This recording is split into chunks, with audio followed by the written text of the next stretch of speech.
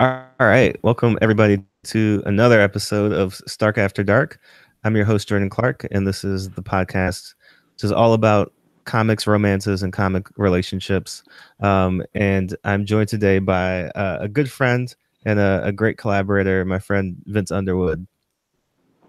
Yeah, pleasure to be here. And today, what we're going to talk about is one of Vince's favorite subjects, and that would be Superman, specifically Superman and Lois Lane. And we're gonna talk about them in the comic sense. So all of their different comic iterations and the versions of their relationship. And then we're gonna talk about them in the live action realm. So that's Smallville, that's Adventures of Lois and Clark, that's the movies, and then even some of the animated versions, like Justice League Unlimited and animated Adventures of Superman. So um, I guess starting off, I question I ask everybody. Um, it could be Superman and Lois Lane, but do you have a favorite comics couple, comics romance? Well, you know, it that's actually is my favorite one, and the reason for that goes back to being a kid in the moment when I was exposed to superheroes was the Christopher Reeve Superman movie, the first Hmm. one of those, and one of my just earliest memories as a kid was the helicopter scene where she falls off the Yeah. building and he catches her. And like to this day, actually just a couple weeks ago, my girlfriend hadn't seen that movie, since she was very young, and we revisited it. And like when that moment happens, and he says, "Oh, I got you," and she says, "Who got you?" I'm just sitting on the couch bawling. So like I have a um, long standing attachment to those characters through that moment and that film that predates even reading comics for me, being very young. And then I was in elementary school when Lois and Clark was on. So again, like as far as like big superhero media at the time, that was a big thing. So they've just always kind of been um, representative of superhero couples to me. As I got into a teenager, I was really into Gambit and Rogue for a while because I was a big X kid, you Yeah. know. But it always comes back to them. I think that one, um, it's not only one of the oldest ones, but I think it's a really pure one. They don't tend to, if you look at like Peter and Mary Jane, for example, no one really knows what to do with that, right? Yeah. I would say Gwen and Peter compares more to a Lois and Clark thing, more of this like they were kind of meant to be. I think most comic fans agree that Gwen was the love of Peter's life, and then they killed her off, and then it's like, well, we've got our second place runner up here, Mary Jane, right? And Or it's the like, well, they're jackpot. married, they're divorced, Right. they don't really know what to do with it, and then even with what's going on with Bruce, like he's a hard character to put into romantic relations. Like they like to shake up the relationships, but Yeah. I think with Lois and Clark, it remains, um, yeah, the most like kind of untouched. It has a status quo that lasts for a majority of it, and then after she kind of finds out in the wedding and all of that, like it's kind of Right. got a second phase, but it's still like very pure. They're very much in love. You don't know. There's not the, oh, remember the divorce story from the 90s and he cheated on her and all that. Like nobody really. You don't mess with that one. It's kind of Right. sacred. Right. And I there's something honestly romantic about that they're kind of meant to be forever in love, and like um, you know, yeah, I just think it's the most untouched kind of pure one, and that really appeals to me. Now, do you have a least favorite comic couple or relationship? Oh man, um, I don't know if I have one that I just absolutely dislike. I've always been a little weary, I guess, of Kitty and Colossus, just because she Yeah. was like 12. Right. Um, It's a little weird. yeah. So it's a little better now that she's grown up, I suppose. But yeah, at first I really hated Scott and Emma.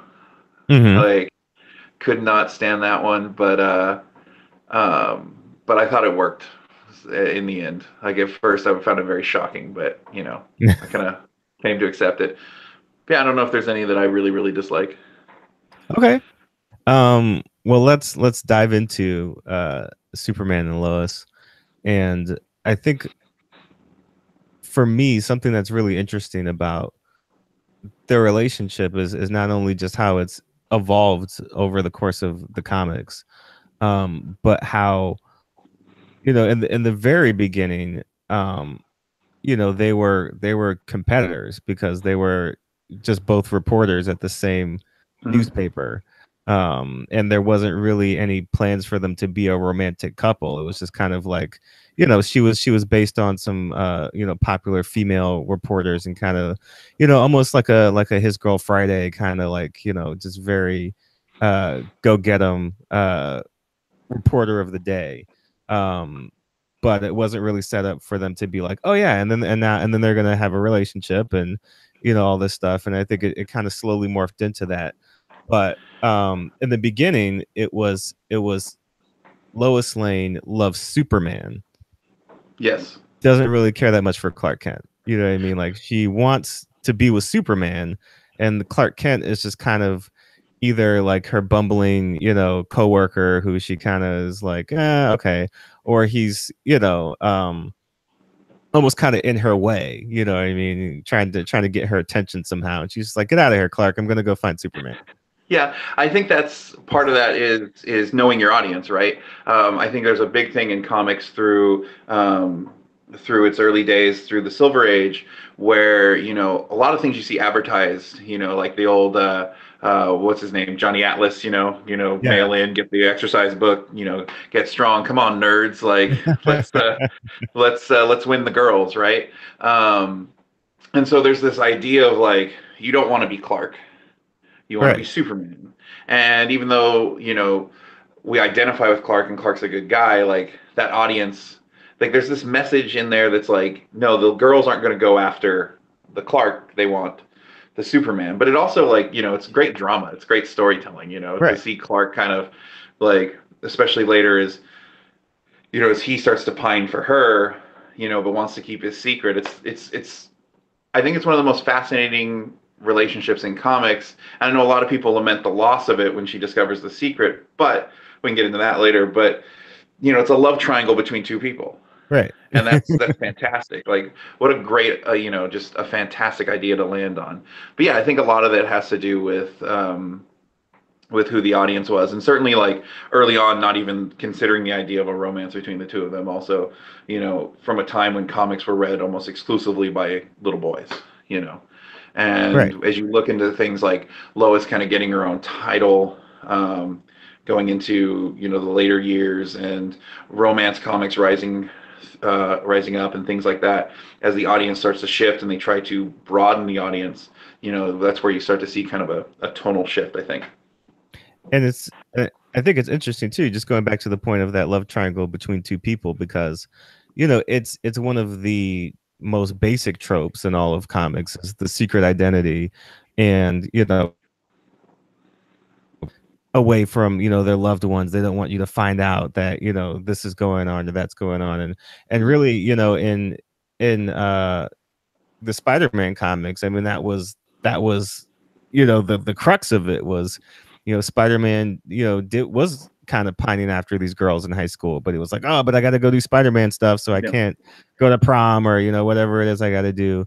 And here it was kind of like, played a couple different ways. Sometimes it was played for laughs, Mm. sometimes it was played um to build up that drama. um Sometimes it was just a point in the story where it's just like, yeah, like, what are they going to do this month? Lois is going to try to figure out who Superman is, and he's right there behind her. But Well, then, something well, yeah, go ahead.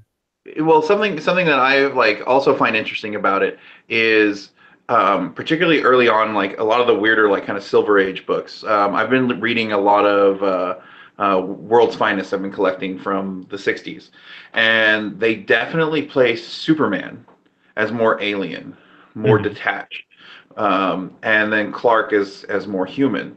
And there's always this question at play: is like, well, which one really is the real man underneath? Who's the mask? Right. Is it Clark? Is it Superman? And there's almost this kind of creepy nature between the way he looks after her. Particularly in one issue I was reading, there was a backup story that was all about the Fortress of Solitude. And in the fortress, he has a Lois room, which is like just this tribute to Lois. It has a wax figure of Lois in there.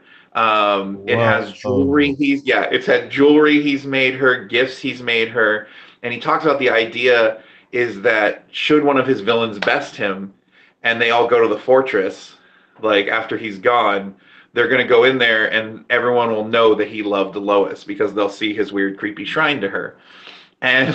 There's something like the way they play it, there's something very alien and detached and weird about it.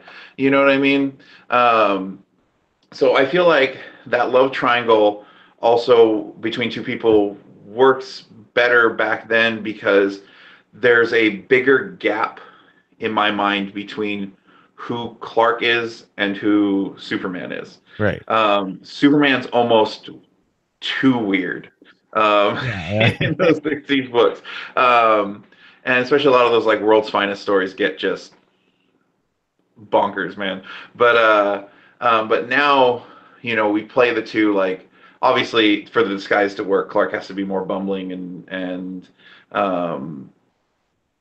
more of a, less capable than Superman and softer spoken and all those things that Clark needs to be.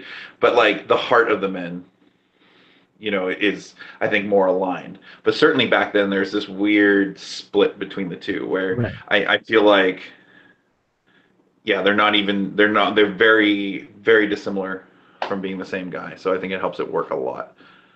Now I'm just picturing Superman as like Helga from Hey Arnold with just like the the chewing gum shrine in her closet.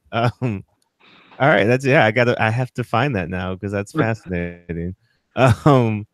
So well, but actually, speaking of love triangles, they went on to introduce an actual one when they introduced Lana Lang as kind of the other woman in Superman's life and Clark Kent's life, and that also led into the launch of Superman's girlfriend Lois Lane. Which is a very interesting period in just comics in general. Now, I mean, just that relationship, but just those books.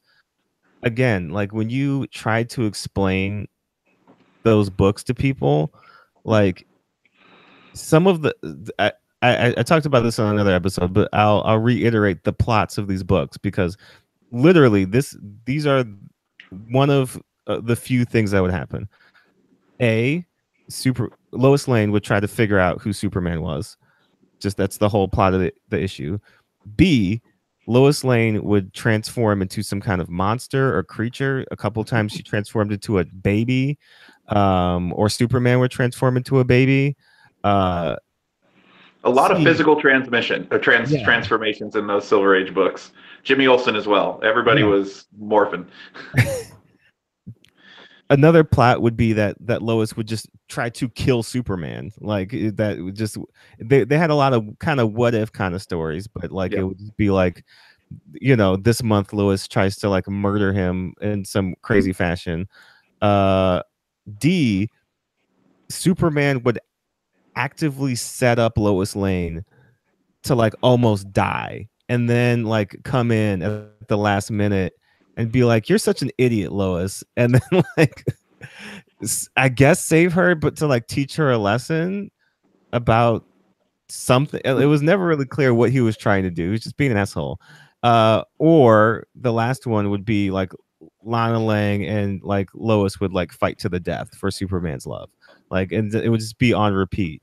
And it's like if you. Like this, the covers themselves, I think, if you just do a Google image search of Superman's girlfriend Lois Lane, there's one where Lana Lang and Lois are arguing about who Superman is, and then Superman's coming through the door like taking like well Clark's coming through the door taking off his glasses, and he's like, I can't believe you're such idiots that this disguise has fooled you all these years. It's just like, wow. There's another one where like Lois is like spanking baby Superman because she has to like make him into a good person when he grows up. It's all very weird. But um those years, a couple of interesting things. I mean, one, like the top selling comics at the time were Superman, Superboy, which was just boy Superman, and Superman's girlfriend Lois Lane. So it was the third highest selling comic out of all the comics. And obviously some of that has to do with Superman, but I think some of that has to do with Lois as well. And just people's they really enjoyed the character. But the Silver Age books, I think it's interesting to think about just their place in their relationship, because again, like at that time, um they were still kind of being played as Superman and Clark Kent as separate people in Lois's mind. But like just the depths of her obsession, like she went from like just vigilant reporter who was doing her job, and sometimes she was trying to figure out who Superman was, but sometimes she was actually just reporting the news, to like active, like obsessed, like you could reverse the thing you were saying earlier, where she probably had a Superman shrine in her closet, like just or one of those like crazy like conspiracy boards on her wall with all the lines connecting, trying to figure out like who Superman was. Yeah, and I'm sure a lot of like, not being able to, to kind of write her in that way is also probably a result of the times, and, trying to write this female character as, a bunch of white men in the 50s and 60s, who like Except for the time that they made her black, which was also oh boy. the greatest, Oh, issue of that whole run. But yeah. continue. But that's the thing is like, how well could the creators of the time or were interested in writing, a strong female character from an accurate perspective, you know what I mean? Mm-hmm. Where it's just like, well, what is this character about? What motivates her? What does she care about? And those kind of questions that I think, even as male writers, we would ask ourselves today, because they're important questions to ask. But we don't have as many examples in comics in that time to kind of follow. And so it's just like, well, of course she's obsessed with Superman. Of course she's in love with Superman, and it's gonna make her crazy because she's a crazy woman, like. And I mean, sometimes like as much as I enjoy reading like Silver Age books and these old comics, and I'm kind of starting to build that area up in my collection, and they're just bizarre and they're funny and they're weird and all of those things. There's definitely a lot of cringe. They're from a different era, and so I'm sure in trying to like write a title like that at that time is difficult. When you like when you go back to like old Wonder Woman issues, like Golden Age Wonder Woman, where like a lot of the thematic ideas are just bondage. It's like, sure. Yeah, ooh, like this would not fly in a more enlightened right. society, and certainly as the medium has grown better over time. Well, where do you but again, this is kind of the introduction of Lana Lang as Superman's kind of childhood love, who has followed him from Smallville now to Metropolis. Where do you kind of rank her in the importance of Superman history? Because she is not really his Gwen Stacy, you know what I mean? Like the one that came before. But there have been times where they would kind of play her as like the potential like one that's gonna get in the way of that relationship. Yeah, I've never particularly been too on board with that. I mean, I like the idea of like, if you want to revisit a Superboy story or whatever, and really playing up their relationship, because we all had those romances when we were young, and those relationships that have come and gone, and I think we can all relate to that, and that one that we at the time thought was the one, you know. But I don't like taking Lana beyond that. I'm sure there are people out there who are like, oh, Lana's the one that, you know, he Right. was meant to be with, and things like that. But yeah, I can't really get behind that. Like, I think it's sweet. I think it's important. There's, you know, I'm trying to think of an example, but there's certainly good stories where she comes back around in the modern age and they're played like old friends, Hmm. you know, and I like that. Like, they have this memory of this time together and what they meant to each other, and they'll always hold a place in each other's heart. But, you know, Lois is the love of his life, and Yeah. that's kind of where at least, you know, I like her to be. Um, you know, and obviously that, you know, um, at least within the, you know, within the comics, you know, and it got obviously played up quite a bit through things like Smallville and things like that. But yeah, I mean, that's kind of where I place her. Yeah, I mean, and you know, it's interesting. I mean, they did an interesting thing when they had the Superwoman book when Rebirth came back around. Mhm. And she was Lana Lang was the star of the book, but like had the ghost of, I guess, New 52 Lois like in her head, kind of like you know, almost like a weird conscious thing going on. So I mean, that I mean, it was an interesting read just to kind of have both of them, you know, kind of existing as one and working together. Just because so often they have been kind of placed at odds, and I think that was again another example of the times where it was like, you know, well, these two women obviously can't like work together. You know what I mean? Like Yeah. they can't have had, you know, a relationship with the same man and then be friends, because Yeah. obviously women are catty and hate each other and are incapable of being adults. Yeah. No, it's So definitely a, you know, a victim of its time at that point. That's interesting. Like, yeah, I did wasn't you know, when the rebirth came around, they did all that. I didn't follow all of that like entirely, but that does sound interesting to kind of put them together in that way. yeah, I would check it out. It was pretty good. Um, so you know, you got crazy Lois for a majority of the Silver Age, and then coming out of that, you know, moving back into the 70s and the 80s was when they started to kind of get Lois back to what she was before, and kind of make her, you know, not only just more of a reporter, but I mean, she became, you know, very fashionable. She became kind of, you know, more of this, you know, taking her place as kind of an iconic character, because Mhm. again, by the, you know, late 60s going into the 70s, she was one of, she's been around a while, you know, was one of those characters who was kind of there from the start. And you know, you had characters like, you know, even the Flash, who had gone through multiple iterations where, you know, it started out as Jay Garrick and then it turned into Barry Allen. And you know, you had Green Lantern, which was Alan Grant, and then turned into, you know, Hal Jordan. But you know, Lois Lane was Lois Lane from the start. Alan Scott. And yeah, and you know, Yeah. Alan Scott, sorry. Yeah. Alan Grant picks up dinosaur bones. Yeah. And I think I was also confusing like Ted Grant, Wildcat. There's a lot of Yeah. Grant Allens weird, but yes, good catch. Um, but yeah, but I mean, these two had been together, you know, from the start, from the very beginning of DC with Action Comics. And this was the beginning of kind of the end of the facade, where, you know, Lois Lane doesn't know who Superman is, you know, and kind of figuring out, uh, you know, putting two and two together. And as you were saying, there are a lot of fans who maybe weren't so into the idea of her actually finding out his identity.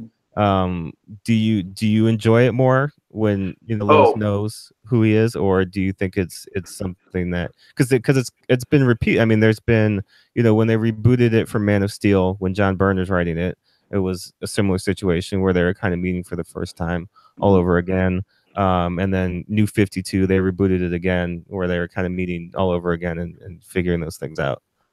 Oh, I mean, I absolutely think that um, that she should know, and the reason for that is, um, well, first, I'm going to back up just a second. Her not knowing, I think, adds credibility to his disguise, and I can appreciate using it to help achieve that. But I think more importantly, what it achieves when she knows is that we're supposed to buy into this idea that Lois Lane is one of the planet's, not the Daily Planet, but the world's best journalists Right. and investigators, Pulitzer Prize winning journalist, and she can't figure out that the guy who sits across from her is the world's greatest superhero. And not just is the world's greatest superhero, but the world's greatest superhero that she almost exclusively writes about. Right. Like, to me, this idea that she can't get to the bottom of that undercuts this idea that she's that good. And so to me, her figuring it out is absolutely important. And I get a laugh out of the joke in the movie and various things when she kind of goes, "Could it be?" Nah, Right. like it plays well and it was, but for me, the first time that I really gave it some thought as a creator and a thought into her as a character, I was just like, of course she would. You know what I mean? It would be like if somehow if we were telling a Sherlock Holmes story where Watson turned out to have been a villain under his nose the whole time, right? Right. We would be like, well, so you're the world's greatest detective, like, and you couldn't see this right under your nose. It undercuts that, and I think that Lois Lois is more than just a damsel in distress. She should be. She is a very capable professional, and she's tough. And the thing is, part of the reason Superman always has to save her isn't because she's incompetent or she can't handle situations. It's because she goes headlong into danger, Yeah. right? Because she's dedicated to her profession, and it should be admirable. And so if she's that into it, she's that capable, we have her not be able to figure it out and not know. It just I think it undercuts her completely. So yeah, Yeah. I'm all for her knowing. And it's, I mean, to even backtrack just a little bit and talk about, why their relationship works so well. I think part of it is what you were just explaining, is that, she's the one that's, you know, not even just dedicated to her job, but dedicated to her principles and her ideals. And Hmm. so, she's not going to be told no by Clark or Perry White or Superman or Lex Luthor or anybody. Like, if she wants to do something, like, she's absolutely going to do it. And I think that, you know, her personality and his personality, I think, mesh well, because Superman does need somebody sometimes who's not only is gonna tell him, the truth, but also, push him to kind of go outside of his boundaries of, I'm gonna follow the rules, well, the government said I shouldn't do X, Y, and Z, and like, Hmm. oh, like, if I do that, then like, what does that say about me? And Lois is gonna be like, come on, Clark, like, get over yourself and get over all that, and like, go do what you do. And on the other side, Lois, like you're saying, is very prone to just rushing in head first sometimes. And it's not even that she's not thinking, but I mean, she's just so like after what she's after. And Clark is there to kind of tell her to, kind of take care of yourself. You know what I mean? Like, Hmm. you're doing all this stuff and you're doing all these things for other people, but you need to think about yourself sometimes and maybe, like, relax a little bit. But also to kind of get her to think about the long-term picture, because sometimes she gets so caught up in the small term, what's happening right now, and figuring that out, that Hmm. again, you having the presence of Superman, somebody who's not really worried about physical danger, who can kind of take the time to see the longer term picture, the bigger picture, and not really be worried about some of the things that are happening in the now. I think offers her some perspective on things that are going on. So I think their personalities, them being not necessarily on opposite ends of the spectrum, but being slightly different people. I mean, they're different temperaments, but they Yeah. have the same, um, at the core of their values and the way that they see the world, they're very much similar. Yeah, I think that it's they're both unwavering in their dedication to what they believe is right. But they both kind of come at it from different angles and different perspectives. So I think they're both trying to get to the same place. They just come at it in different ways. And I think it's, yes, Superman's a bit more by the book, but as history will teach us, and even looking at the world around us, by the book isn't always what's right. You know what I mean? Mhm. You could, you could stand up and say that, you know, not to stray too far off, but like putting kids in a camp at the border is legal, right? But Right. this is what's right. You know what I mean? And Superman has this kind of, yeah, he wants to play within the rules. He doesn't want to act kind of unilaterally as a dictator and tell people what to do. But I think Lois would charge in there like, what's on paper, what the rules are, be damned. I'm going to do what's right. And sometimes I think Superman, yeah, does need that push, where I think Superman wants to kind of always bend to authority because that's how he was raised, and sometimes that's not always, I think, the right move, versus by the book versus what's right. And so yeah, they're trying to get to the same place but from different angles, and I think that's how it works because their goals align as a couple, and their priorities and their belief system is the same. It's about truth, it's about helping people, but yeah, they're just going to go about it in different angles, and I think that is why at their core they work so well together.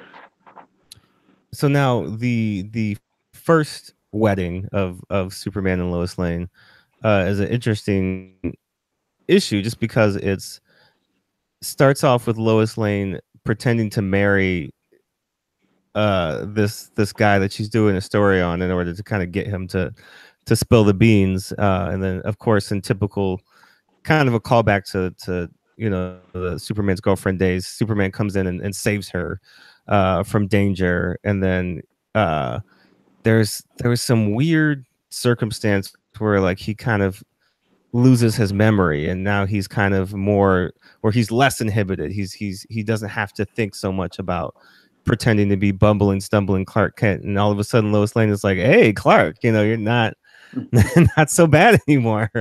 And that ends up with him proposing and them getting married, and having this big wedding issue.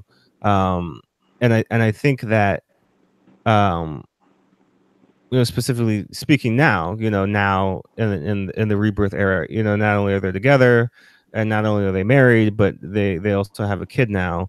Um, I I prefer this version of them. I think probably the most out of all the other versions because I think ultimately, having a super family, if you will, with them together and married and raising this kid is such an interesting dynamic for them both in terms of their relationship but also individually as characters because Mhm. again you know Lois is somebody who not necessarily you would never think of somebody who would settle down and get married and have kids, um but she's still very much so uh a on the beat, on the prowl Mhm. journalist investigator, and she's still got those priorities in her life, and on the other side, I mean, obviously Superman is Superman, so he's doing all these things, but now they just can't leave home because they have a 11, 12-year old kid at home who they also have to learn how to together as a couple raise, and hopefully ultimately will bestow the best of themselves into him and kind of teach him the way of the world. But Superman, how do you raise a child that is every bit your equal potentially when he grows up? um how do you the ultimate goal I think of every parent is that their child will be better than them. Mhm. So you're Superman, how do you raise a child to be better than you when you're kind of the gold standard? And if you're Lois, how do you you know raise this kid to because you kind of have to, dad's in his ear telling him, "Oh, Jonathan, follow the rules," and Lois is kind of in his ear like, "But don't always follow the rules," Yeah. Well, I think though, like I'm gonna agree with you that this iteration of them, I think is the best. And for me, the reason for that is um, where you know the story of Batman is ultimately a tragedy. Mhm. It's about loss, dealing with pain, and then like any decent tragedy, it either ends in tragedy or it has to be this continuous tragedy as the story carries on 80 years. If Right. you've read Batman 50, like there's really only one way that could have ended, Right. and well, with for that character. But Superman, which is supposed to be a story about hope and optimism and all these things, you know, it needs this kind of place, right? And for that character, where he's happiest, his goal, where he wants to be, is back on the farm, back with family, Ma, Pa, and Clark, right? Like that's where he wants to be. That's what he wants out Right. of life. Even if you go to the Superman Annual by Alan Moore and Dave Gibbons, the man who has everything, Right. when the Black Lotus attaches itself to him, and it allows him to see. For those that don't know, it shows Superman his greatest fantasy, and it takes him back to Krypton. But even back on Krypton, he's a farmer with a wife Right. and a son, and that's what he wants out of life. So for me, in that character, for that story not to be one that has any type of real tinge of tragedy, but it rather resets to a place, a happy place for that character, a place of hope and optimism. He has to have a family, right? Right. And if that's not being able to fly back and visit mom and pa, it has to be at the dinner table with Lois and the new Superboy. So yeah, absolutely, it belongs there. But I think you know um, part of what you're saying about how they raise, a child who is the best of both of them. I think they just need to, they'll follow the example of the Kent set because they pulled it off once before. But I think that what's interesting, thinking about it from the perspective of storytellers, right, is if we were writing a story about two regular people raising a kid, and those two regular people make a mistake, something happens to the kid, right? Right. Like, what a great storytelling device to give two parents a bulletproof kid. Because they have a rather large margin of error. Like they could, drop that kid out a window and he's going to be all right. So, Right. so it gives you a lot of opportunity. I mean, we're relatively kind of it's only been a couple of years that dynamic Mhm. has been there Yeah. now. So there's, it's certainly going to go on for a while, I'm sure, um, in some way or another. But it should be interesting because I imagine that they will succeed in times and fail at other times, and Right. I'm sure a lot of the creators who will, Bendis is, as a parent, I'm sure there'll be some great stories in there to tell of, how they pull that off or don't pull that off, or ultimately in the end, like I said, it should be about hope and optimism. So I imagine they'll pull it off. We're not going to see another evil Superboy, Now, but now can you I'm imagining now a couple different scenarios. I mean, do Clark and Lois react differently to his girlfriends when he brings them home?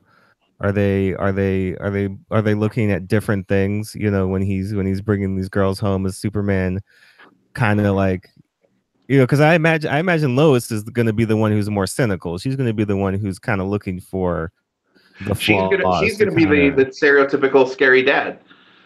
Yeah. Because yeah, I mean, He's gonna be the warm welcoming one.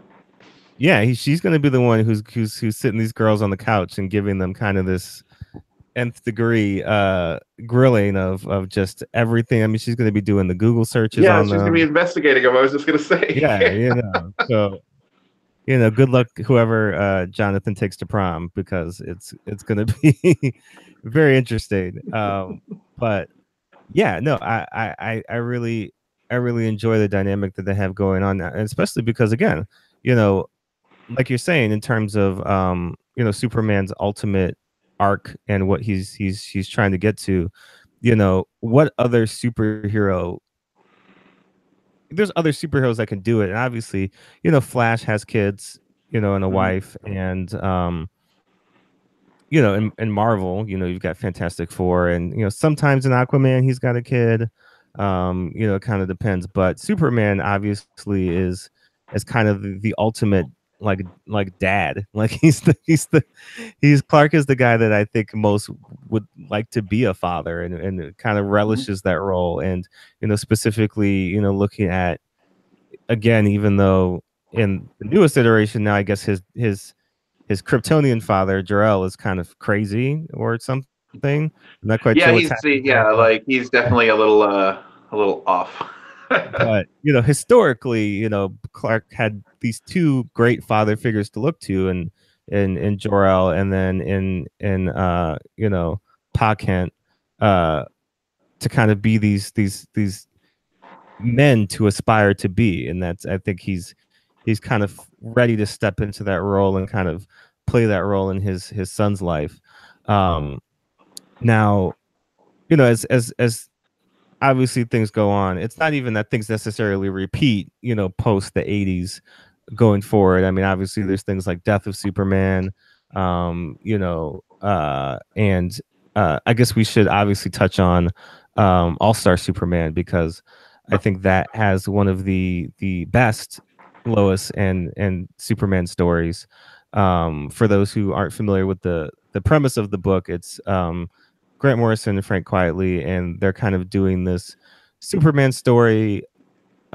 It's kind of posed as like the last Superman story, because Superman's powers are killing him, and he only has a limited amount of time left, and so they're kind of these vignette esque stories about him and the different people in his life, whether it's a little bit about Jimmy Olsen, a little bit about Lex Luthor, and then there's one with Lois, which plays on a lot of the just tropes of their relationship, where these kind of Greek gods come back, from out of time to kind of win Lois's love, and Superman has to fight them, and then Lois transforms into this superhero version of herself, and they kind of travel around, having all these adventures, but typical Superman fashion, I guess, he's keeping the secret from her that he's dying. And so, there's kind of this tinge of sadness throughout the story, because this is him, he's only got X amount of time left. And, he decides, I'm going to use this time to give Lois the perfect day. Like, I want to do this for her. This isn't about me. This is about, giving her this kind of perfect moment. And, if I die tomorrow, this is how I want her to remember me and remember us, as having this time spent together. Yeah, well, and what's interesting about that those two issues, the lowest focused issues, and kind of going back to what we were talking about earlier, is right before that book came out, I actually was lucky enough to be at Wizard World LA on a panel of Superman writers. So it was I'm trying to remember who all was there, but Mark Waid was there. I think Jeff Johns might have been in the room, but Grant Morrison was there, and All Star hadn't dropped yet. And so the big question in the room is, what is this All Star Superman you're doing? What's the deal here? And he did frame it that way, and I think he said it perfectly. It's the last Superman story, and but what he pointed out as his inspiration was he asked the room, he was like, "How many of you have ever read old Superman stories?" And he started talking about just how bizarre and weird they were. A lot of the things we were kind of touching on earlier, and he talked about these old Lois stories. He was talking about the Superman's girlfriend Lois Lane. And now, if you go back and you read All Star Superman #2, which is the first part of that Lois story, like at one point in the issue, she starts, because of a chemical she gets exposed to in the fortress, she becomes extremely paranoid and tries to kill Superman. Right. You know, and then just the idea of her kind of transforming into this superwoman and getting powers and all these things. There's so much of that issue that is a loving throwback Right. to all those things we were talking about before. Um, and even though it's so funny too, because even though he ends the previous issue by telling her his secret, she does not believe him Right. through the whole thing. It's a great modern story, modern style story, but with kind of all of these elements of those old weird Silver Age issues we were discussing. So that alone, I think, makes it really worth it. But it shows so much, I think, how much he cares for her, and how much he loves her, um, and it's just I don't know, it's such a just a touching story, and I think also adapted really well. If you haven't seen the animated version, I Hmm. think played really well. Um, with I think Christina Hendricks voices Lois, and she does a fantastic job. And yeah, it's just a great, probably my favorite. Like even though it's not, we talked about this idea of like which versions of the characters we like most. Even though it doesn't really fall into kind of where this iteration of it that we kind of settled on liking the most. I do think though, if you want two issues that are a great Lois and Clark story, uh, for my money, those are the two. Right. So I guess just kind of wrapping up the comic side for a second. Um, are there any other stories or just moments between them that kind of jump to your mind in terms of their comic relationship? Um, I think it's kind of hard um, to really for me to pin down too many because they're so consistent, right? Like Hmm. there's she's continually a part of I guess you could call it his supporting cast, right?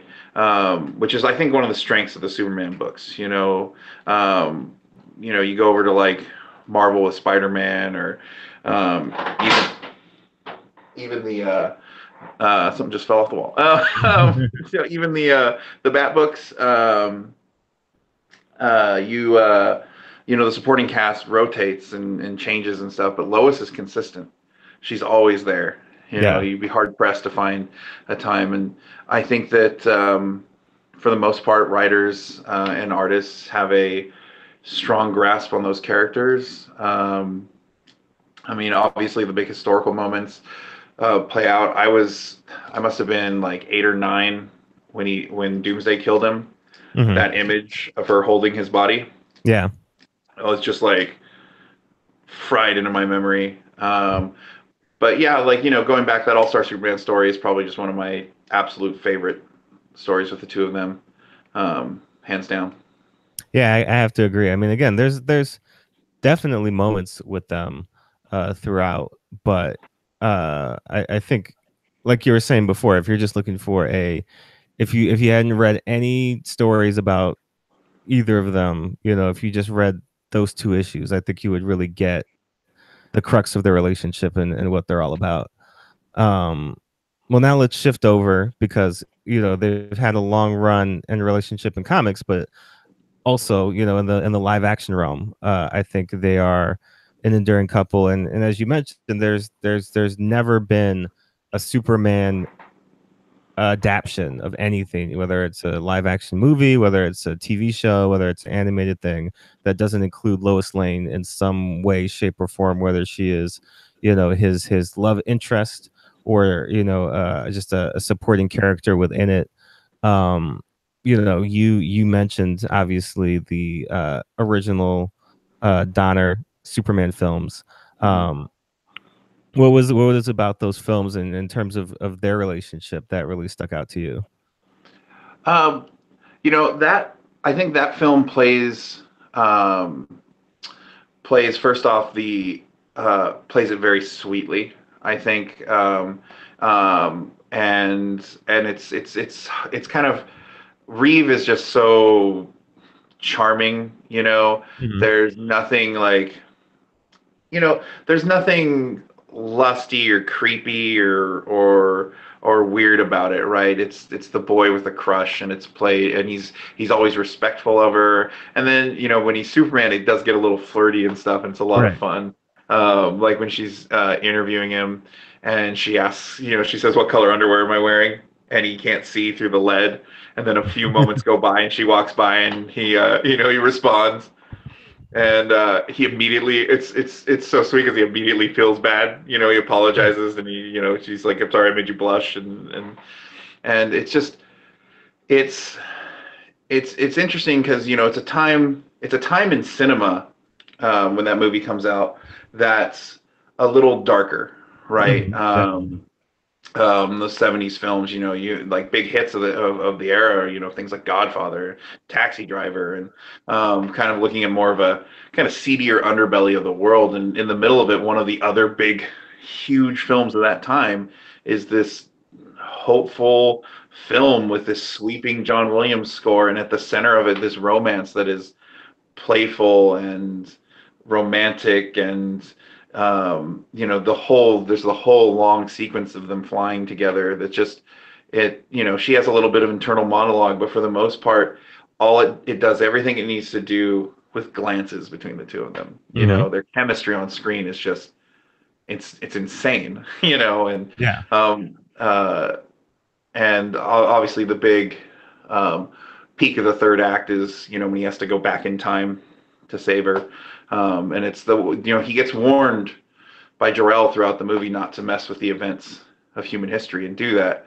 but losing her is the thing that where we talked about Superman playing by the rules, but losing her is the thing that the rules be damned. I'm going to do what I have to do, and yeah, I just remember, like, especially being so young, it probably, in ways that we need a psychologist or someone to pull apart, completely formed, how I view, relationships and how they should be. So probably not the worst example, I'd hope. Oh yeah.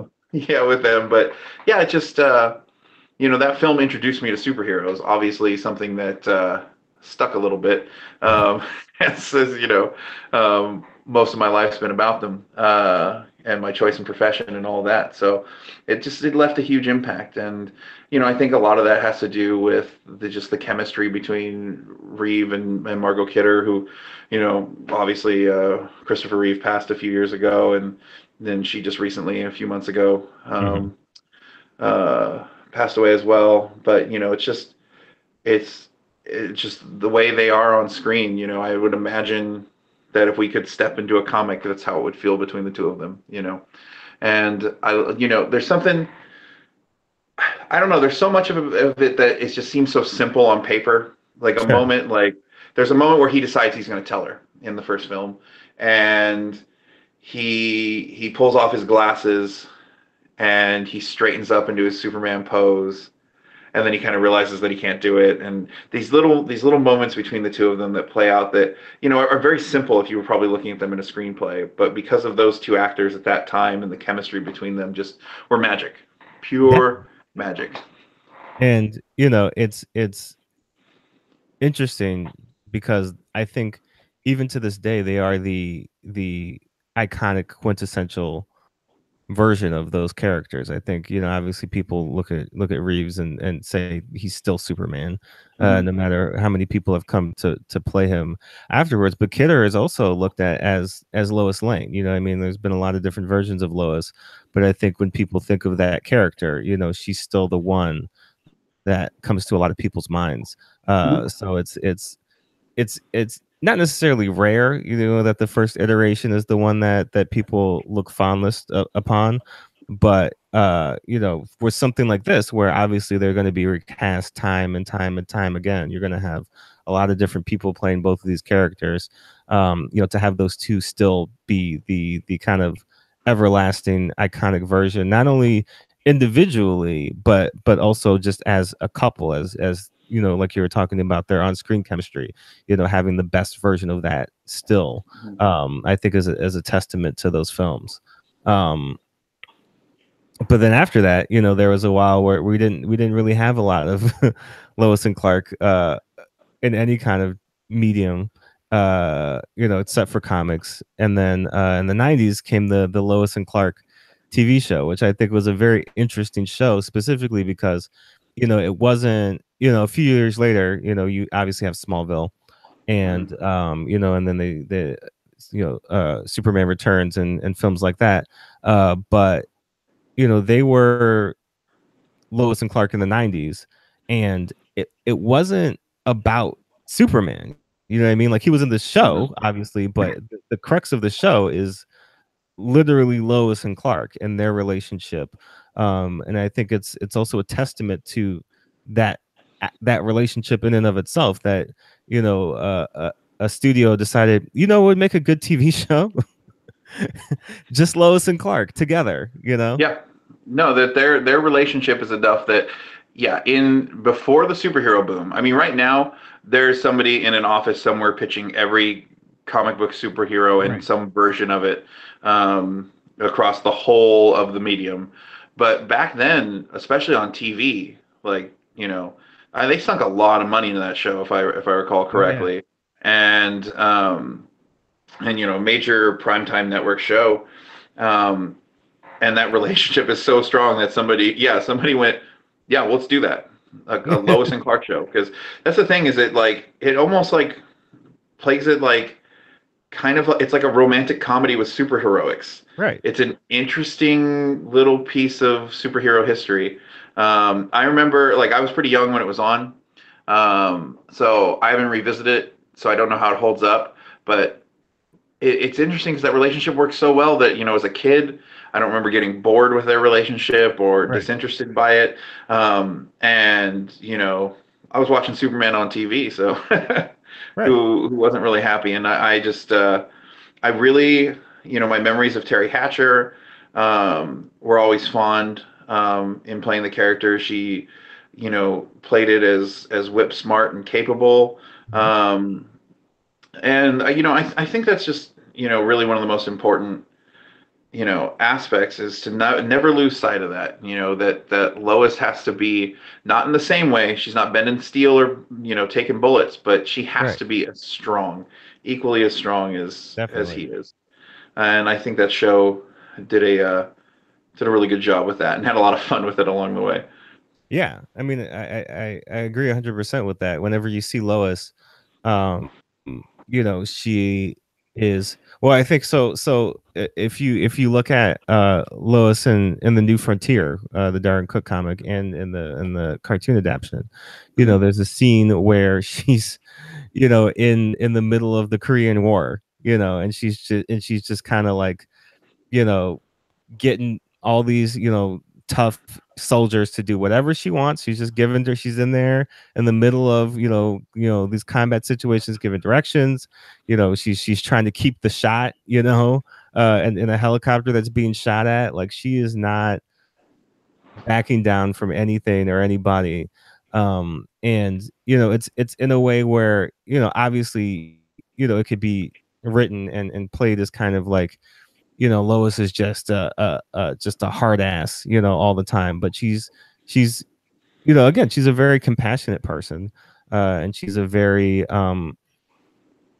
somebody who I think, if you were hanging out with Lois, like, I mean, she would give you shit. You know what I mean? I mean, that's just kind of who she Mhm. is.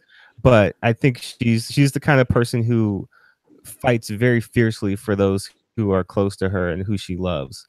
And like, nobody, like, even though he's Superman, like, there's been a number of times where she stepped in front of him and Yeah. defended him, because like nobody's going to do anything to him as long as she's around. Well, I think you bring up a good point too, that she's not just about, being headstrong, and we've talked about that and focused on that a lot, because I think that when you're talking about a character that has this history across like 80 years, showing those aspects, through times, coming out of the 50s into the 60s and things, I think it's historically very important to show a capable professional woman.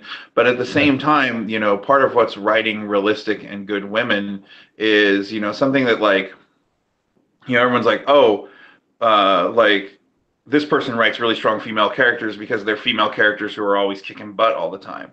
But that's not it. That's as unrealistic as women who aren't kicking butt all the time, right? Right. Like, everyone is a whole spectrum of people and are different aspects of themselves and different things. And I think that Lois she she will be out on the front line, she will be doing that, but you're right, she's also compassionate and she's caring and she can be vulnerable, and now she's a mother and a wife, and she's many different things to many different people at many different times, and gets done what she needs to do, and displays strength and also can display weakness, and is an actual like human being on Right. paper.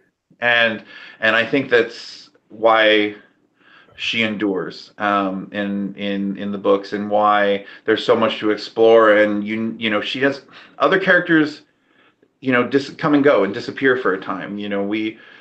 We'd kind of brought up Mary Jane before, and yeah, there's a lot to her character, but I think sometimes people don't know what to do with her, Right. and run out of ideas, and so she flies to California for a while, and or whatever the case may be. And I think that Lois is so fully fleshed out over her history, and has all these different elements to her, that just there's so much to explore, and is just a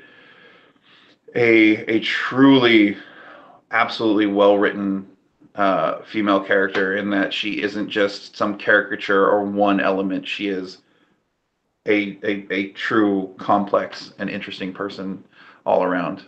And even further to your point, I think, speaking of her vulnerability, I think it really does show how much she cares about Clark, that she let that guard down enough for him to get in there, because very Mm-hmm. few people get to see that side of her, in terms of the side that he gets to see when they're at home, and they're just in the intimacy and comfort of their own home, like they were on the Lois and Clark show. Because when she's at work, you know what I mean, she's Yeah, well, and all that's big. something that Yeah. like I've been all about for the last, like, forever long. I was trying to put a time frame on it, but something that really interests me in stories and characters is this idea of vulnerability as strength. When we Right. talk about strong characters, right? Being vulnerable is difficult. You open yourself up.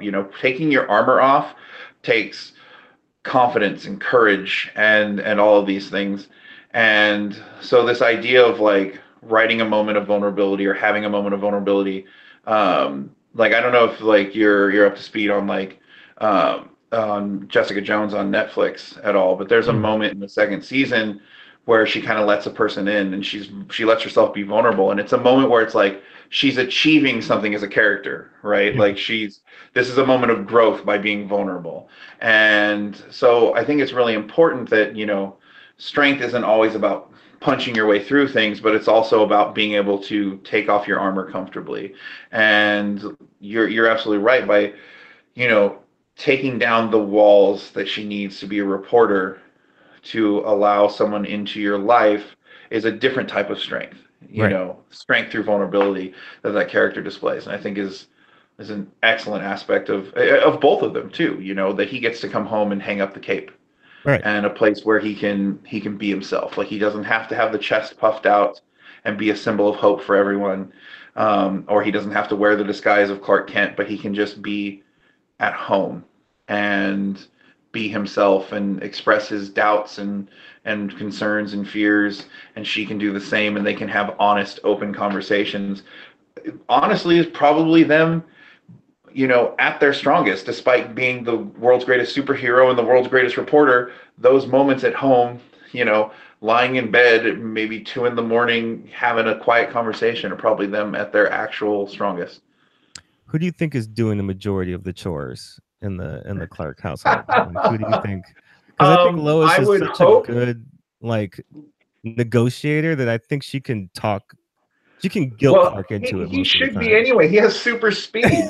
Like, there's no world where he shouldn't be doing them, because she could go.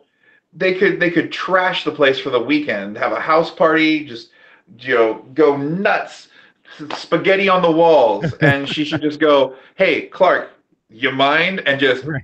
boom, and it's done. Like, there's no world where she lifts a finger. Are you kidding? Like, no, no, no, no, no. Like, it's got to be him. Do you think that was the same way with diapers for Jonathan? Do you think he was doing the majority of the diaper changing? I just, I don't know how super smell works. So, um, but Well, I mean, I don't know, but I guess it has to get done if he's out, you know, changing the course of mighty rivers or whatever. Somebody's Right. got to get it done. But Yeah, yeah, but I mean, he's got to do a majority of everything, you know? that's true. I mean, but I mean, I don't know. I feel like Lois.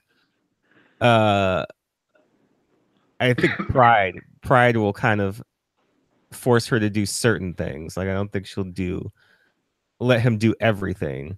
But I do agree that, I mean, if anybody's gonna persuade Clark into doing just whatever, like she's definitely the person that can I, convince him to do that. I think it's a matter of practicality, you know? I'm going to take an Yeah. hour to clean the house or a picosecond, you know? Well, so after that, then we kind of transition into the animated world for a little bit, because then the majority of Superman and Lois and Clark's relationship take place in Superman the animated series, and then the Justice League cartoons, and then she's sparingly in Batman the animated series, I think sometimes, and they had some crossover episodes. Well, yeah, well, Um, the way that works is yeah, because they do 3 seasons of Batman, then a season of Superman, and then hmm, they bring Batman back with a crossover. So yeah, there's it's a 3-part called World's Finest, right, and the plot of that's actually her dating Bruce. So that right. one kicks off, and and that's an interesting dynamic. And but she actually figures out who he is in that. She still Oh can't yeah, figure out who Clark is, but she gets to the whole bottom of the Bruce Wayne thing. yeah. Um, Not so clever, Bruce. um, but yeah, she's great in that show though, the Superman animated and her brief appearances in there. Yeah, Like just tough as nails, like just the voice acting, just a great amount of sass on her, you know, like just a great attitude and she's funny and but you know always on the right side of things, you know, never mean, you know, but yeah. you know she'll give you a good ribbon and yeah, like I think that's a great version and um yeah, one that was what like you know I've had a lot of exposure to and always really enjoyed and very purple themed too. Yeah, Like, definitely. yeah. Well, I'm gonna go out on a little bit of a hot take legend. Say that, I mean, that's my favorite non-comic version of Lois, is those animated uh versions of her, just because I think it really captures her whole character in a way that shows off all the facets, because there are moments, between her and Clark, where again, like we were just talking about, they're both very vulnerable, and I think she, Hmm. shows off a great range of compassion and care for him, but also, gets to really, like you were saying, show off her fierce side. I mean, there's a lot of her going all the way in on Lex Luthor. There's a lot of her, not taking any shit from other superheroes. I think she's given it to Lobo at some point. I think she's, just very much so in the action, and she's never sidelined in that show in a way that, it could have been like, oh, and now Lois is over here, or Lois should go, like Lois is constantly finding her way into the middle of things, and a lot of times just almost agitating the action, and kind of, getting those, because, we see Clark a lot, both in comics and in the live action. He is a reporter, and he is a good reporter. I mean, he Hmm. is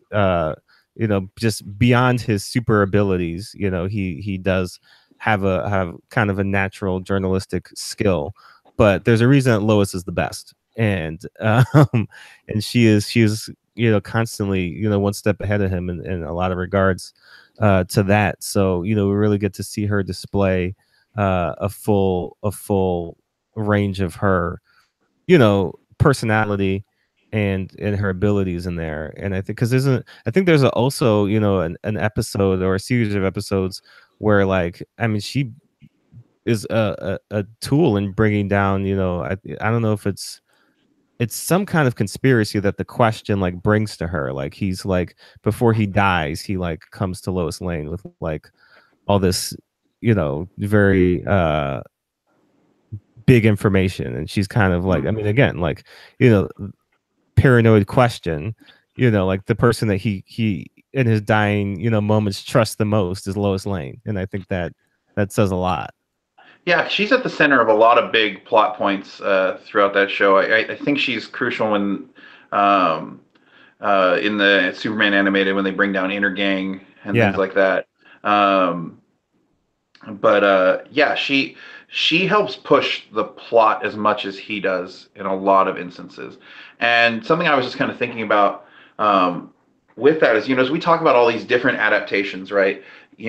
How she's consistently there. Jimmy's usually consistently there for the most right. part. Perry White, um, and Hmm. you know, what a great supporting cast that Superman book has. That it's remained untouched, brought through various adaptations in media over almost a century. Where Yeah, it's like when I enjoy the Flash, but what it's like a random, gathering, like where you're like, oh, okay, so he's gonna be hooked up with Vibe and Killer Frost, and right, um, you know, um, and they just try to like, because show needs more than just the one person to follow.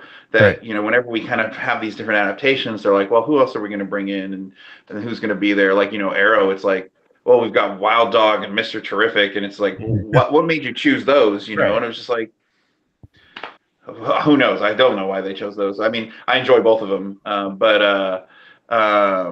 yeah, but with Superman, it's no question because you just have these Right. great enduring characters, and Lois is the center of that supporting cast, and and in many times, like with Lois and Clark, elevated to basically co-star. Right. Next to the world's greatest superhero. That speaks volumes. Where you're like, we have the greatest superhero of all time, and this supporting character from the beginning is so strong that if we're telling good stories, she is as front and center and important to these plots as he is, and I think the animated series does a great job of doing that and using her, and then through when they do use her, going forward into Justice League as well.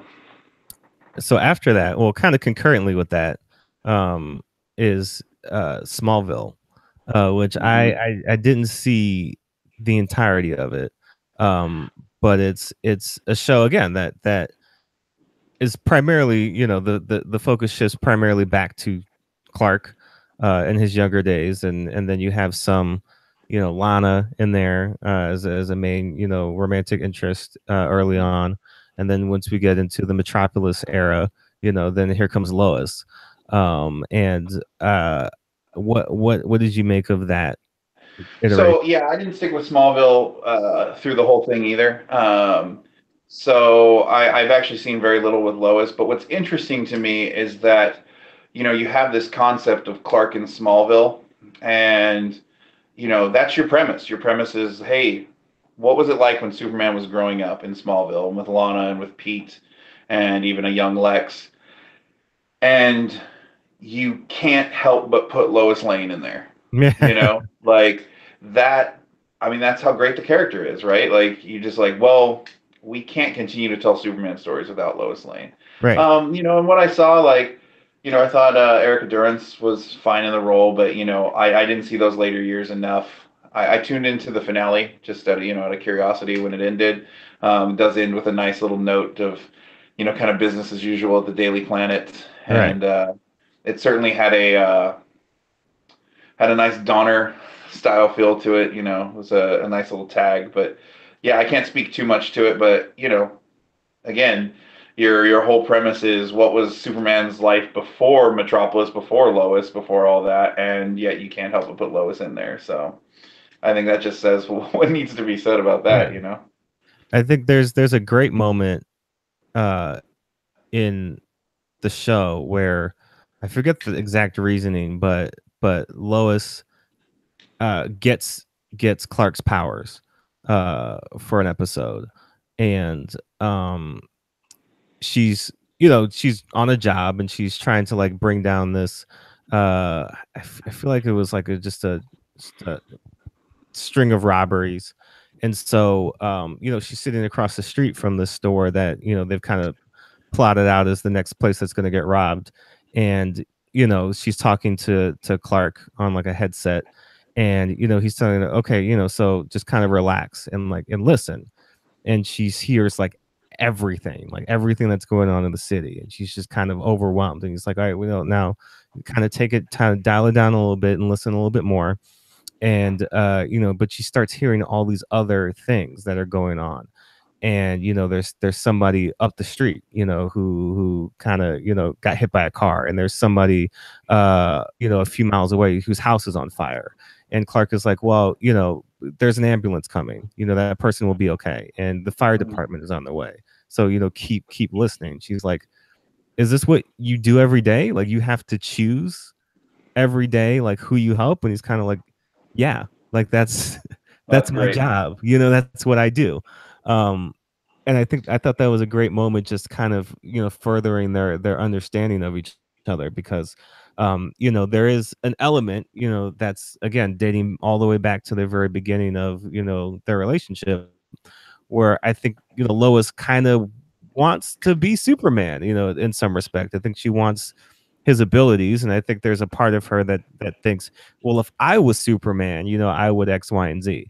And kind of having this moment where she's like, I'm Superman, and like, this isn't really what I thought it would be. I thought it would use it's more straightforward and direct, where I can just find danger and punch it. But now it's kind of like, wow, like there's so much happening at any given moment in time. And you know I that the sympathy and empathy that she now has for Clark, where it's like, he has to choose every single moment that he decides, I'm going to intervene in this, like, is this the best use of my time? Because while I'm doing this, something else is happening, and I'm fully aware of what's happening. So I thought the relationship on the show was good. I mean, it's it wasn't my favorite version of it. Obviously there's a lot of other classic versions to go off of, but it wasn't like they ruined it. It wasn't like, oh my god, like this is like, what are they doing with this show? It's a CW show. I mean, you know how CW relationships go. Like, it's Yeah. very dramatic and overwrought, and like a lot of heavy will they won't they stuff going on. But it obviously could have been a lot worse. Yeah, it's definitely an example of stories being affected by knowing, who a majority of your audience is. And I feel, those CW shows are certainly geared towards a kind of a teen adolescent audience, so they yeah, like the will they won't they and kind of over dramatic relationships do get played up. But you can kind of like step back from that from a moment and look at it, and the core kind of remains intact. I feel the same way about Barry and Iris on the Flash. Right. Like, if I can kind of you know divorce the style a little bit, I feel like the heart of who they are is there, and that's enough to kind of tug on the old heartstrings. Smallville also had Blue Beetle and Booster Gold, so any show that has them is okay in my book. um, so after that might be the most, well, I mean, there's two controversial films came out after the end of Smallville.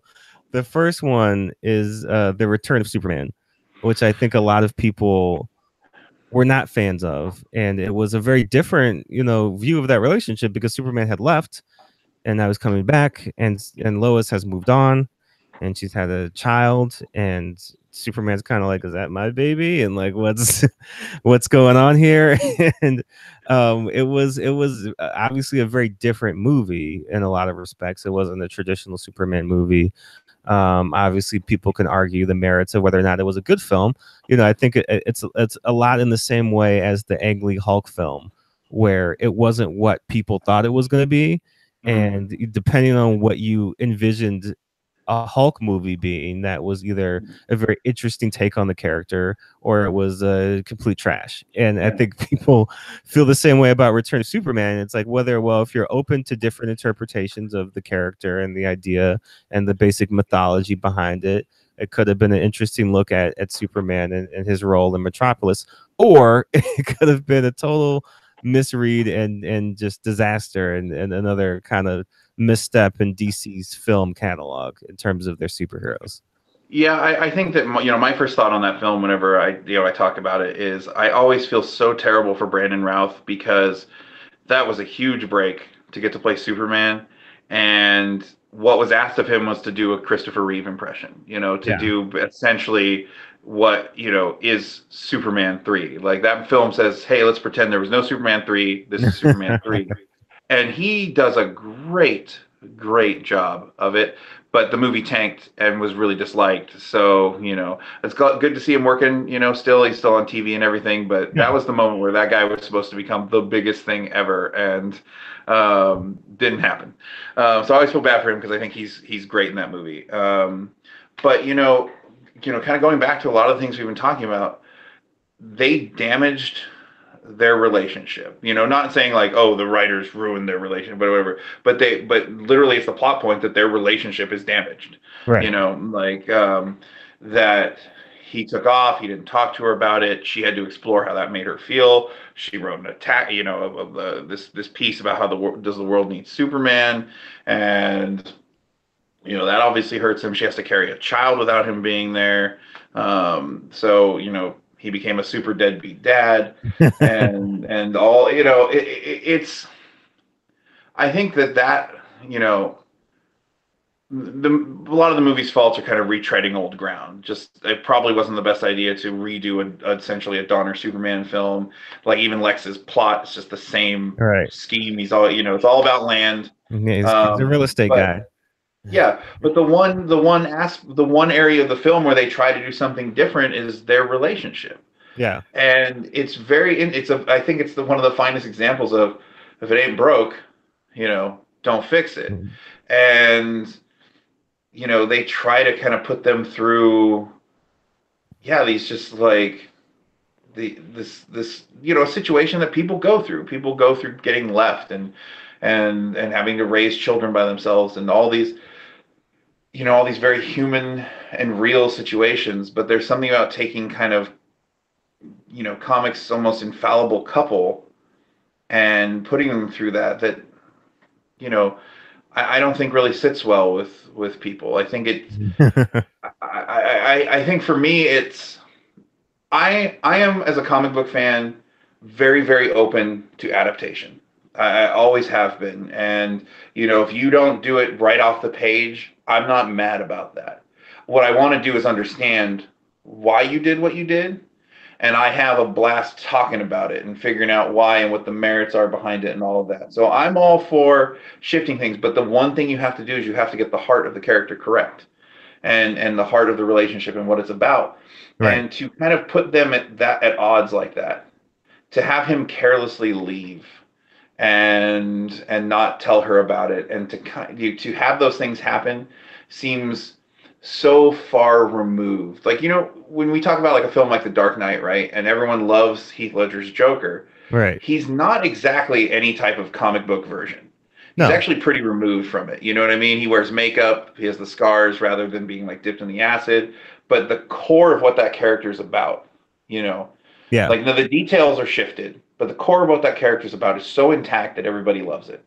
And nobody talks about it. Nobody talks about the fact that he does not resemble any comic book version in any of those other ways. Right. And so that's not what's important. What's important is the core, the heart of the characters. And Superman Returns, just, I feel like by putting them through that, and certainly the way they react to being put through that is a disservice to the characters, and also, a disservice to my boy Cyclops, who shows up in that movie for no reason. So, I think that it was a mistake that obviously they probably will never attempt again. I think they learned their lesson in that respect. We're not going to see Deadbeat Superman 2. Yeah, I don't think that's happening. But that movie was responsible for basically tanking the whole DC Universe 1.0, I guess, because I think after that, I don't know if Brandon Roth was coming back, but they were planning a Justice League movie, and that kind of never got off the ground. And then after the success of the Christopher Nolan Batman franchise, Superman comes back with Man of Steel, and this is where everybody's going to turn on Vince, because Vince is going to attempt in some ways to justify Man of Steel to everybody. I'm not a fan of Man of Steel. I'm not really here to argue the merits or the faults of Man of Steel. I think the internet is already filled with that. But what I do want to talk about a little bit is again the relationship between Superman and Lois Lane, and it's a very interesting relationship in the way that it plays out here because um like in every other iteration you get the end of this movie first, where Clark Kent walks into the Daily Planet and meets Lois and Perry and Jimmy and all these other people, and that's kind of the start of the relationship. Where here, they meet as he's Superman. They meet and exclusively only know each other as Superman and Lois Lane until the very end, where she doesn't necessarily figure out his identity when he walks into the room, but he never really is Clark Kent that much throughout the film. He is Clark sometimes, specifically in the flashback scenes to when he's younger, and then sometimes when he needs to be. But majority of this film, we do see him as Superman, and we do see them interact specifically as Superman and as Lois Lane. What was your read on their relationship in Man of Steel? So I think the first thing, obviously I'm not going to, break down all of Man of Steel. We'll focus on Lois, but I do want to say though that the thing that I think it's misinterpreted about that film, the follow up, and even to a degree, Justice League, and that I'm not going to say whether it is the right move or the wrong move. There's a lot of times when I talk about these films and I say to people, I understand why this choice was made, and maybe I do and do not like this choice, but I understand why people don't get behind it. So that being said, Snyder isn't interested in necessarily telling Man of Steel isn't, and even Batman Superman to a point, isn't telling Superman stories. They're telling essentially Superman prequels. Right. It is the journey of Man of Steel. He's not Superman until the end of that film. And Batman Superman is about, now that I'm Superman, what does that mean? And then Justice League, he shows up as Superman. And I think that for the most part, from what I've read online, when it comes to Superman in Justice League, that's like one of the few things that people kind of like about that film. Is his performance. How do you feel about that? Henry Cavill is Superman? Yeah, in that movie. In that movie specifically. Yeah, specifically Justice League. In that movie specifically, I feel like I'm gonna say that he ruins the movie in the sense that when he comes in, the movie's over, because when he starts beating up Steppenwolf, you're like, oh, why is everybody else here?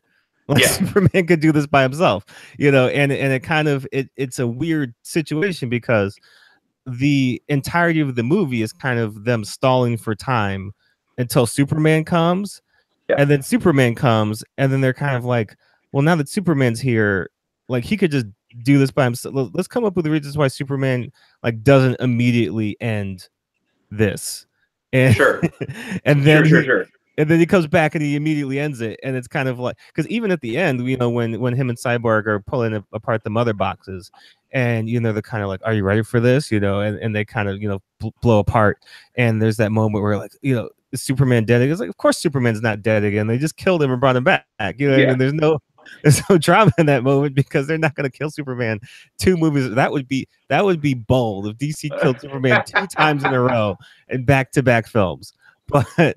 Well, with as far as his characterization though, do you feel like you saw something that represents Superman more to you? Yeah, no, I mean, I think that was obviously the most, if you're talking about the iconic kind of view and feel of Superman, I think he embodied the character well. And I don't blame Henry Cavill for any of the wrongs of course, Man of Steel, Batman v Superman. I think he obviously does what he's being asked to do, each of those roles. But even I think what's most frustrating for a lot of people is from between Man of Steel, Batman v Superman leading up to Justice League is that you do see glimpses of what he could be in those Mhm. movies. And you're just kind of like, I like that. Why can't he just do that Yeah. the whole Well, and movie? so that's to my point though, is like, I'm not saying it's the right choice, but the choices of those films are this is the journey to that guy, right? So I think that's why Right. we end Man of Steel with the point of here's Clark Kent. Clark Kent has now, as the reporter, has now been invented. Honestly, it's a weird decision, but I think that if you kind of are willing to take that ride, because I think we take a we it's really interesting to me when we read comics and somebody can come at us with an interesting concept like and say, oh hey, we're going to do a mini series that's about kind of like these first few days where he puts on the suit and he kind of falters a bit and he hasn't become Clark yet and all these things. And we'll read it and kind of roll with it. But you do it in a movie, we have no room. Like, no, you show us Superman in 20 minutes and you take us Superman all the way through, Right. And so, in that regard, like we can argue the merits of those choices and all of that. But that's really to me what I think that film is about the journey to Superman. Because even his demeanor, he has like one final scene where he crashes down a spy satellite, and Right. he's got a little one liner and a smile, and it's just like, okay, so now he's becoming who we want to see. But when it comes to Lois in that film, and why I like her in that film is kind of what we were talking about earlier, that she figures it out, and not like she learns the existence of Superman and has an encounter with him, and in the I believe it's the North Pole, it might be the South Pole, where Yeah. he finds the Kryptonian ship and he saves her. So again, a classic kind of plot point between those two. She's after the scoop, stumbles on an alien ship, gets hurt, and he saves her. And after that encounter, she decides the only information she has is that a guy disappeared from the military base who was there before, Hmm. and like go. And she backtracks him through just kind of wandering the globe for a few years as nobody, not using the same name, just going from town to town. And she, through just grit and being a good journalist, traces it all the way back and figures out that he's Clark Kent from Smallville, to the point that when he goes home, she's there waiting for him Right. as he visits his father's grave. And like, to me, I don't think I can recall a a moment with Lois Lane where her prowess as an investigator is shown off to that degree. And when I was watching it, I'll admit, like in the theater, that she just showed up there and was like, "Oh, I know this guy's Clark Kent. He's never been to the planet and all this." My initial reaction was like, "Whoa, whoa, whoa! What are you doing here? You're messing with the recipe." Right. But it actually kind of shifted my view on things, because I went, "Well, yeah, like if if I want to accept the fact that she saw that there was a Superman, you know, from the moment she saw, she'd figure out who it was." And it totally, you know, got me completely on board with that idea, because I was like, yeah, of course she would figure that out. And um, I think she gets a great moment too in the middle where she has to escape the Kryptonian ship. She has the assistance from Jor-El, but Yeah. a lot of that, he's just kind of he's telling her what to do, like go left, go. You're gonna have to shoot here, but she's still got to open fire and take those suckers out, Right. and also deal with a pretty scary situation. And so I think she's shown as smart, capable, but throughout those films too, she has some really vulnerable moments. Obviously, his death hits her hard, as shown in Justice League. I think a lot of people complain, like, oh, that she's a little too, there's this element of like, oh, she's super sad because her boyfriend's dead, and then he comes back and everything's okay. I think there's definitely a discussion that to have there about that, but I think that for the most part, like, BBS opens with her like in a war zone, Yeah. following a scoop, and so I think that and then after that, like her kind of facing the aftermath of that, she's shaken. you know, but when she's in her apartment, she finds the kind of the funky bullet in her journal, and there's a scoop there, you know, and it kind of like pulls her out of it, and so she's able to move forward, and it's just kind of a sweet moment with Clark after that. I don't know, I feel like all the beats for their characters are there for me, and that at least their relationship, and then Justice League, you know, mustache removal aside, Yeah. uh, that opening moment, kind of where that movie got me on board, at least initially. It opens with that cell phone footage from the kids, and they ask him what his favorite thing about Earth is, and he just kind of stares off and smiles for a second, and you just know that he's thinking about Lois, Yeah. and I that moment, I wish he didn't have some weird monster face, but but I think that's a really sweet moment. I think that's a um, I think that idea of the film plays off this idea that she anchors him to humanity, to this place, keeps him from getting overwhelmed. Like she's the rock behind Superman in Mhm. that trilogy of films, and I think she should be. I think when he goes home to hang up his cape, I like that idea that when it's all too much for him, she's able to, you know, give him the little rap on the chin, buck up, chum, Yeah. Um, so I think that those films do nail that for me, and I know a lot of people will probably disagree, but um, yeah, I mean that's kind of my takeaway from their relationship um, is that she's shown as all the things I want her to be, and I get taken by how much he needs her. So Oh, prepare for the wrath of the internet to rain down upon you. But well, uh, no, I think they, Amy Adams and Henry Cavill have the second best on-screen chemistry of any Superman Lois Lane uh, pairing, and I think it's again, those movies may not be everybody's favorites, but I agree with you in that I think that when they're on screen together, you do get those feelings of Lois Lane and Clark Kent, and kind of what that relationship is, and is meant to be. And I kind of wish. I mean, I wish Amy Adams had more to do in Justice League, because she just kind of showed up to not just make him not be crazy anymore, I guess. But yeah, um, we'll see. I mean, it'll be interesting to see moving forward.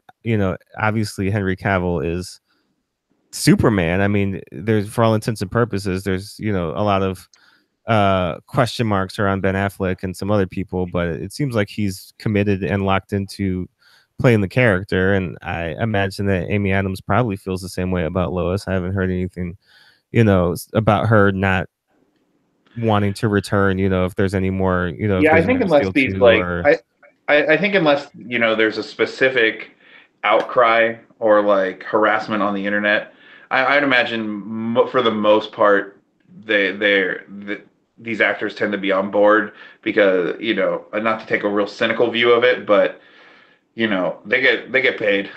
They get yeah. big money. I can't imagine that it is. You don't get a pretty good. You get a pretty good paycheck for being Superman. So Right. until people really start hating on you, um, why not? Right. Um, so I think we've kind of covered. I mean, I think we've gone from comics to the live action versions. So where would you rank out of all the live action versions that we just discussed? What would be your ideal Lois and Superman pairing?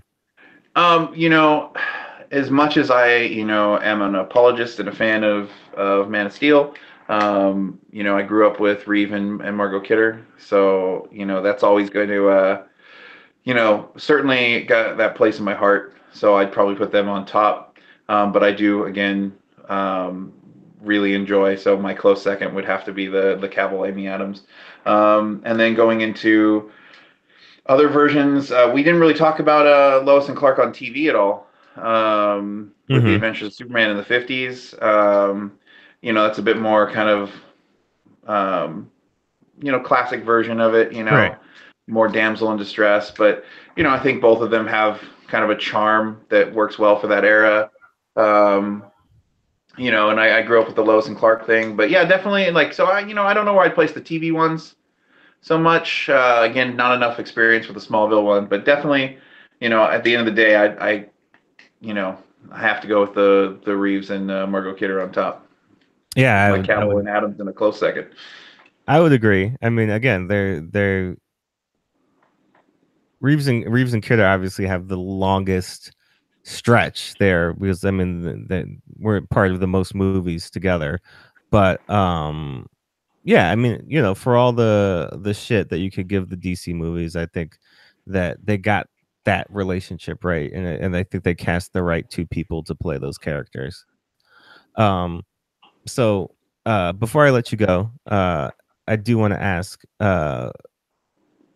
this question because I think it is kind of an interesting question to consider, specifically for you from an artist standpoint. When you are thinking about romance and relationships and visualizing these things and ideas and bringing them to life, in a comic book form.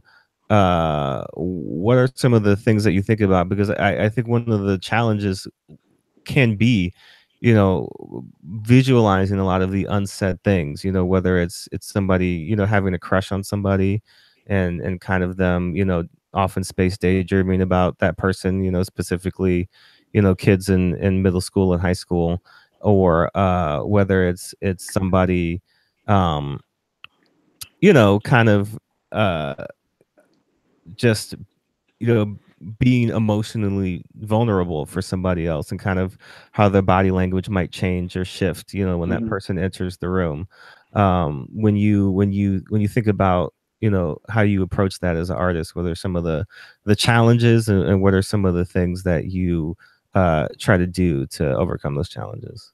Well, certainly, subtlety, is something that is can be hard to convey, right? When a look shifts or body language shifts and things like that, and that takes a continued study and understanding of you know how to convey emotion through the face and through body language that is certainly a technical challenge.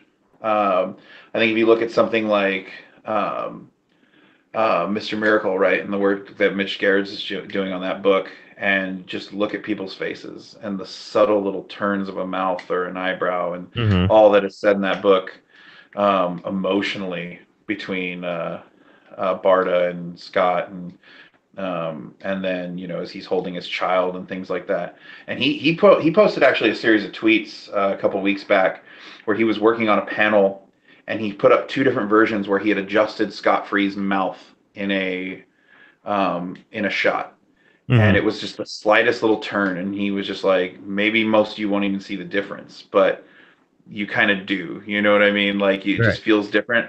And the thing that he pointed out was I haven't drawn his beard yet. Like the mouth was going to be almost like obscured afterwards. But Hmm. it was that tiny little shift that spoke volumes. So there's a subtlety to it that's hard to express. And I think that, obviously a master of his craft like that achieves very well, that I'm, continually trying to learn and develop. And I think a lot of that's, study the world around you, take pictures of things, watch more carefully, like don't just, watch two actors interact on a film, like find out what's happening in their faces and how you can bring that to a comic. But the other thing too is like those little moments, those tiny things, those beats, something that's important to me I think the most important thing to me in telling a comic book story is pace, and what beats are being shown and what things. And it's as simple as like maybe I have to add a panel here so that we can see moment to moment the shift in a face, or take a bit longer and use a larger shot to make a moment linger a bit more, because sometimes a look is just a look, but a look that hangs out for a few seconds means a lot more. So to me, it's all about finding those subtle shifts in expression, and then how we pace them out, how long they're there. Is it a quick glance? Is it a long glance? And how we do that through pacing paneling on a page can be difficult. Obviously, words go a long way in comics, you know, and we'll do our best to as artists to continue to create stories that if you stripped away every line of dialogue and every bit of narration still tells you the story it needs to tell you. But you know, that's the beauty of comics, is it's words and pictures. So if you can nail that as an artist and then get some beautiful poetry on top of that from writers such as yourself, then should be a home run. What for you is harder to draw? Is it kissing or is it hugging? Because I feel like I've talked to artists, and sometimes they feel like when they're drawing two people kissing, it looks like they're just smashing their faces together. And when two people are hugging, it looks like it's kind of just this awkward, like just they're just grabbing each other and not really like, embracing each other. You know, for me, I don't know if one or the other is more difficult. I'm also a real reference heavy guy. You know, I try to create as little as possible from just like raw nothing. And that's, you know, because I work in a try to work in as realistic as a style as I can create. I'm not a real stylish or cartoonish guy, you Hmm. know. So to me, and there's this thought out there, this rule or this, you know, kind of school of thought that like, oh, if you know, you need to use reference, you're less of an artist. Like, I don't care what you say. I want to make the best looking comics possible. So if that means spending an afternoon looking at people hugging, you know, then then you know, I've got some weird Google history. Um, but yeah. So I don't know if one's more difficult than the other, but again, like, you know, I'm pretty reference heavy, so a lot of interaction like that. You know, I study it a lot. I guess, although I think one of the best panels, like things you can do with paneling, is like if people are about to kiss, stopping right before it happens. You Hmm. know, the moment right before contact, I think makes a great shot and a great image. So, you know, maybe if we're up to me, I just avoid it altogether. Let the reader, like, I mean, because that's the thing. So much of comics relies on the reader filling in the gaps, right? Right. Like the gutters, uh, the gutters are where the reader works, you know. And if you have two characters in love and they're in a moment where they're clearly about to kiss, right? Like the reader lands the moment for you. So Right. I don't know. There's a lot of different, like, that's what's great about comics. There's a lot of different ways to play with it and play with expectations and guide people to what you want them to see. And um, yeah, Well, yeah, I think that's a great place to end. So again, thank you so much for being on. Let people know where they can find you on the internet if they want to yell at you about Man of Steel. Um, and yeah, where they can follow you, see some of your art and see some of the projects that you're working on. yeah, for sure. Well, first, thanks for having me on. And I can be on Twitter. I'm just at Vince Underwood. I got on the ground floor on Twitter, so lucky there. Yeah, you can find me there at Vince Underwood. My website is vinceunderwood.com. That has links to all my social media, my Patreon, which is where I post finished art. But if you want to follow me on Instagram at Vince Underwood Art, I usually post previews of things. You can get a good look at a lot of different art there. Um, but yeah, that about covers it. Awesome. Well, thank you everybody for listening to another episode of Stark After Dark, and we'll catch you next time. Thanks so much.